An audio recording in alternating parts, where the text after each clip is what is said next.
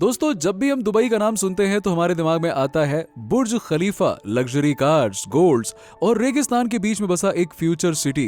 रेगिस्तान के बीच में इतना अमीर और मॉडर्न शहर खड़ा करना आखिरकार पॉसिबल कैसे हुआ? और असली सवाल, क्या लग्जरी लाइफस्टाइल सस्टेनेबल भी है या सिर्फ एक दिखावा? आज से सिर्फ 60 से 70 साल पहले जिस दुबई को आज हम लग्जरी कार्स, बुर्ज खलीफा से जोड़ते हैं ना, वो प्रैक्टिकली एग्जिस्ट ही नहीं करता था। उस वक्त दुबई की इकोनॉमी सिर्फ दो चीजों पर डिपेंड करती थी, मछली पकड़ना और समुद्र में गोते लगाकर मोती निकालना, जिसे कहते हैं पर्ल डाइविंग।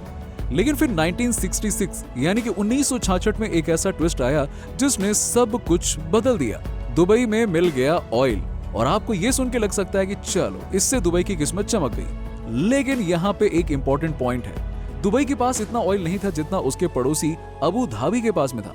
यानी कि अबू धाबी सुपर रिच बन सकता था सिर्फ ऑयल बेचकर, लेकिन दुबई के पास में वो ऑप्शन नहीं था। अब यहाँ एंट्री होती है शेख रशीद बिन सैद अल मखतूम की, उस समय के दुबई के रूलर। उन्होंने बहुत ही जल्दी समझ लिया कि ऑयल हमेशा नहीं रहेगा। सोचिए, आज भी बहुत सारे कंट्रीज सिर्फ तेल पर डिपेंड करते हैं, लेकिन शेख रशीद ने डिकेड्स पहले ही रिकॉग्नाइज कर लिया था कि ये सस्टेनेबल मॉडल नहीं है। इसीलिए उन्होंने एक बोल्ड विजन रखा, दुबई को सिर्फ ऑयल पर डिपेंड नहीं रखना, बल्कि इसे ट्रेड, फाइनेंस और टूरिज्म का ग्लोबल हब बनाना है। मतलब कि डेजर्ट के बीचों बीच एक ऐसा शहर बनाना जो फ्यूचर इकोनॉमी पर टिके, ना कि सिर्फ ऑयल वेल्थ पर। शेख रशीद का विजन सिर्फ कागज पर नहीं रहा, उन्होंने इसे प्रैक्टिकली इंप्लीमेंट करना भी शुरू कर दिया। सबसे पहले आया जेबेल अली पोर्ट। सोचिए, डेजर्ट के बीच में एक ऐसा पोर्ट बनाया गया जो आज मिडिल ईस्ट का सबसे बड़ा पोर्ट है, और सिर्फ बड़ा ही नहीं, ये ग्लोबल ट्रेड का एक क्रूशियल हब बन चुका है।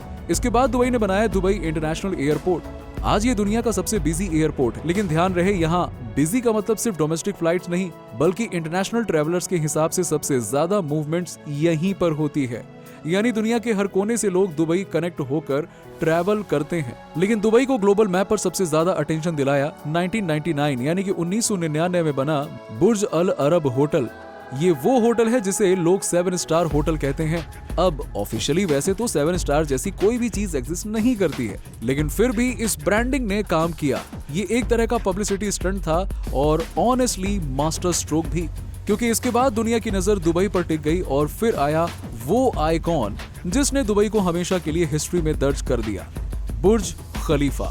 2010 में जब ये पूरी हुई तो ये सिर्फ एक बिल्डिंग नहीं थी, बल्कि दुनिया को दिखाने का सिंबल था कि हम इम्पॉसिबल को पॉसिबल कर सकते हैं। प्लेनेट की सबसे ऊंची इमारत। और आज भी जब कोई दुबई सोचता है तो सबसे पहले बुर्ज खलीफा की इमेज दिमाग में आती है। तो आप देख सकते हैं, दुबई का फॉर्मूला सिंपल लेकिन पावरफुल था। हर प्रोजेक्ट ऐसा होना चाहिए जो दुनिया का ध्यान खींच ले, जो रिकॉर्ड तोड़े। इसीलिए तो दुबई को कहा जाने लगा सिटी ऑफ सुपरलेटिव्स। अक्सर लोग मानते हैं कि दुबई की अमीरी सिर्फ ऑयल की वजह से, लेकिन रियलिटी ये है कि आज दुबई की जीडीपी में ऑयल का कंट्रीब्यूशन सिर्फ और सिर्फ 1% बचा है। यानी कि अगर आज ऑयल खत्म भी हो जाए तो कोई बात नहीं, दुबई की इकोनॉमी पर बहुत बड़ा असर नहीं पड़ेगा। असल पैसा आता है टूरिज्म से, रियल एस्टेट से, एमिरेट्स एयरलाइन से और ट्रेड लॉजिस्टिक्स से। माइक्रोसॉफ्ट, गूगल जैसे टेक कंपनियां, मीडिया हाउसेस और बड़े बड़े बैंक्स यहां अपने रीजनल ऑफिसेस खोलते हैं। पाम जुमेरा, डेजर्ट सफारी, बुर्ज खलीफा, लग्जरी मॉल, हर साल करीबन 15 से 17 मिलियन टूरिस्ट यहां पे आते हैं। एक्सपर्ट्स को सबसे ज्यादा अट्रैक्ट करता है टैक्स फ्री इनकम, यानी कि आपको यहाँ पर्सनल इनकम टैक्स नहीं देना पड़ता है। लेकिन ये पूरी स्टोरी नहीं है, क्योंकि रियलिटी ये है कि लाइफस्टाइल बहुत महंगा है। रेंट स्काई हाई है, बेसिक ग्रोसरीज भी काफी कॉस्टली हैं। तो रिच एक्सपर्ट्स तो एंजॉय कर लेते हैं, लेकिन मिडिल क्लास और लो इनकम वालों के लिए सर्वाइवल काफी मुश्किल हो जाता है। दुबई की इकोनॉमी काफी हद तक रियल एस्टेट और टूरिज्म पर डिपेंड करती है। 2008 में जब फाइनेंशियल क्राइसिस आया था तो दुबई की हालत ऑलमोस्ट बैंकरप्ट हो गई थी। तब अबू धाबी ने बेल आउट करके बचाया। एनवायरमेंटल कंसर्न्स भी मैसिव हैं। पाम जुमेरा और वर्ल्ड आइलैंड जैसे प्रोजेक्ट ने सी की इकोलॉजी डिस्टर्ब कर दी है। डिसलेशन प्लांट्स और हैवी एसी यूजेस ने एनर्जी कंजप्शन को बहुत बढ़ाया है। और एक और चीज, यहाँ का पॉलिटिकल सिस्टम सत्तावादी है। फ्रीडम ऑफ स्पीच लिमिटेड है, डिसेंट अलाउ नहीं होता है और सोशल मीडिया पर भी हैवी सर्विलेंस रहती है। लेकिन दुबई यहीं पे रुकने वाला नहीं है।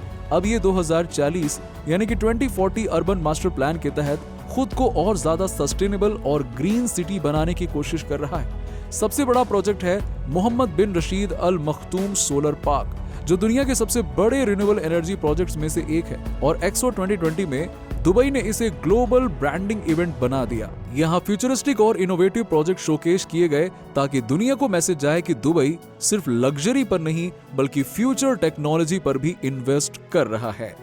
क्या आप भी ये सारी लग्जरी लाइफस्टाइल का हिस्सा बनना चाहते हैं? अगर आपको भी दुबई जाना है तो हमारे पुणे, मुंबई, अहमदाबाद, सूरत जैसे बड़े बड़े सिटी से डायरेक्ट कनेक्टेड फ्लाइट अवेलेबल हैं। दोस्तों, अगर आपको ये वीडियो अच्छा लगा हो तो इसे लाइक करें, चैनल को सब्सक्राइब जरूर कर देना। मिलते हैं आपसे अगले वीडियो में, तब तक के लिए बाय बाय, टेक केयर।